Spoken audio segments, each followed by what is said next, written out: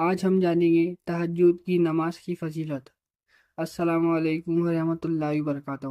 میرے بھائیوں اور بہنوں، کیا آپ جانتے ہیں کہ رات کا سب سے قیمتی وقت کون سا ہے؟ وہ وقت جب زیادہ تر لوگ گہری نیند میں ہوتے ہیں اور اللہ کے نیک بندے اپنے رب کے سامنے کھڑے ہو کر اس کی عبادت کر رہے ہوتے ہیں۔ اس خاص عبادت کو تہجد کہا جاتا ہے۔ قرآن پاک میں سورہ الاسراء کی آیت نمبر 79 میں اللہ تعالیٰ فرماتا ہے، اور رات کے کچھ حصے میں تہجد پڑھا کرو، یہ تمہارے لیے اترکت عبادت ہے۔ امید ہے کہ تمہارا رب تمہیں مقام محبوب پر فائز فرمائے گا۔ مطلب تہجد کی نماز اللہ سے قریبی حاصل کرنے کا بہت بڑا ذریعہ ہے۔ یہ وہ عبادت ہے جو انسان کے دل کو نور سے بھر دیتی ہے، گناہوں سے توبہ کی توفیق دیتی ہے اور دعاؤں کی قبولیت کا سبب بنتی ہے۔ حدیث میں صحیح مسلم 1163 میں رسول اللہ نے فرمایا، فرض نمازوں کے بعد سب سے افضل نماز رات کی نماز تہجد ہے۔ مطلب اس حدیث سے معلوم ہوتا ہے کہ فرض نمازوں کے بعد سب سے زیادہ فضیلت والی نماز تہجد ہے۔ اس لیے جو مسلمان اللہ کی قربت چاہتا ہے اسے اس نماز کا اہتمام کرنا چاہیے۔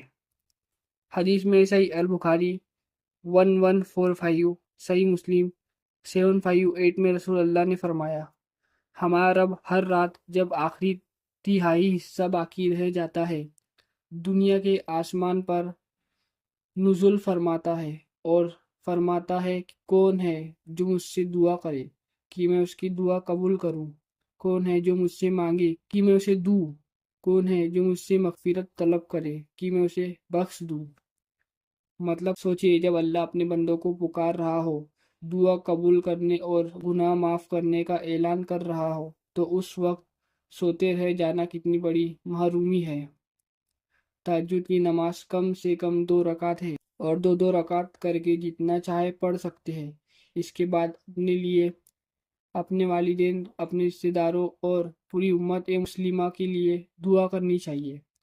آئیے آج ہی ارادہ کریں کہ ہم ہفتے میں کم سے کم کچھ راتیں تہجد کے لیے اٹھیں گے، اپنے رب سے اپنے گناہوں کی معافی مانگیں گے اور اس کی رحمت کے طلبگار بنیں گے۔ اللہ ہمیں تہجد کی پابندی کرنے، راتوں کی اپنی عبادت سے روشن کرنے اور اپنی رحمت و مغفرت سے نوازنے کی توفیق عطا فرمائے، آمین۔ السلام علیکم ورحمۃ اللہ وبرکاتہ۔